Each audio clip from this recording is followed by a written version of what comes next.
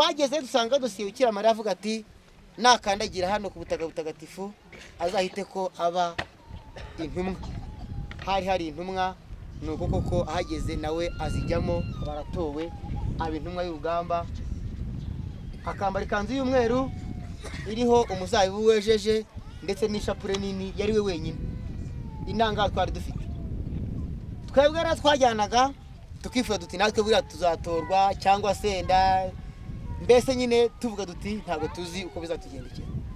Nyuma gato rero twongeye gusubirayo mu nzira dutaha, tugeze mu nzira turasenga, nuko aravuga ati hano hari umuntu watowe, atari ko shitani yamurakariye, ati ikimenyetso ari bubone nuko nagera mu rugo asanga shitani yamunyaze.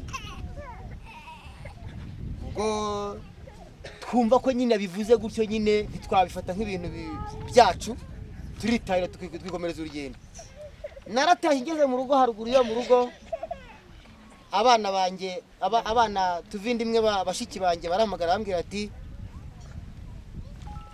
nubwo uje ariko wagize ibyago, ese habaye iki? Barambwira ati ntama yawe yagiye kwahukana n'izindi, igeze mu gasozi iby'imyumbati, tugira ngo nta kintu bitware. Nyuma gato tugiye kubona tubona intama irapfuye. Atariko ubwo ndavuga nti nakazi kayo nyine, nta kundi nyine mbifata nk'ibisanzwe. Nandi mfite ari intama ebyiri, nuko ndataha ndinjira mu rugo nyine ya ntama yitabi yapfuye, barazana n'indi ya kabiri yinjiye mu marembo, ikinjiye mu marembo nayo ihita ipfa. Imaze gupfa birambabaza, nari nkiri umusore, nari urubyiruko, ndababara cyane, ndavuga nese Nyagasani koko ibintu bishakiye.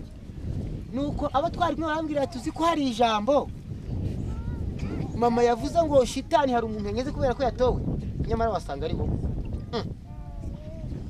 Bitekerezaho nyuma gato nibwo twagiye gusenga, harambwira ati ijuru ryaragutoye, ngwino wambara ikanzu, ngwino ufata ishapure, nawe wabaye intumwa kuko ijuru ryagutoye.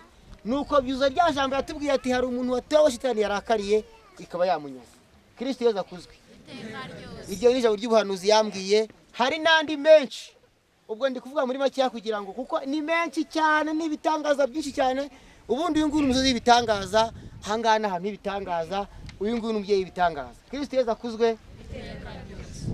Ubwo twakomeje kubaho muri ubwo buzima bw'isengesho, uko bugenda bucya ariko ingabire z'Imana zigenda ziyongera. Haje kubaho ibonekerwa Bikira Mariya, aza kutubonekera aho twari turi, aravuga ati iri bonekerwa ribereye munsi y'umusozi, ariko nyamara aho bukera muzazamuka mu gihe hejuru y'umusozi ku kibuga cy'ingoro yanjye, mujye mugenda muhakinire, hazubakwa ingoro yanjye muhature. Twebwe tukabyumva nyine nk'uko tukumva ari ibintu bisanzwe, ariko nyine nyuma nibwo Nyagasani yatuvanyeho twasengeraga, nuko atuzana hano, atwubakiriye ingoro, turazamuka tuza noneho ahantu habona, tuza ahantu hagaragara. Kristo Yesu akuzwe. Muri aya mabonekerwa rero havugiye byinshi, nagira ngo na Mukanda Josephine niba ari hafi yigire hino nyunganireho, atubwire bimwe mu byavugiwe muri aya mabonekerwa, kuko byabaye ku mugaragaro. Kristo Yesu akuzwe. Tambuka wigire hino. Kristo Yesu akuzwe. Iteka ryose. Anita Mukanda Josephine. Ubwo kwa mabonekerwa byatangiye, ntabwo byatangiye tubizi. Ubwo mama ntabwo twamwitaga mu bundi.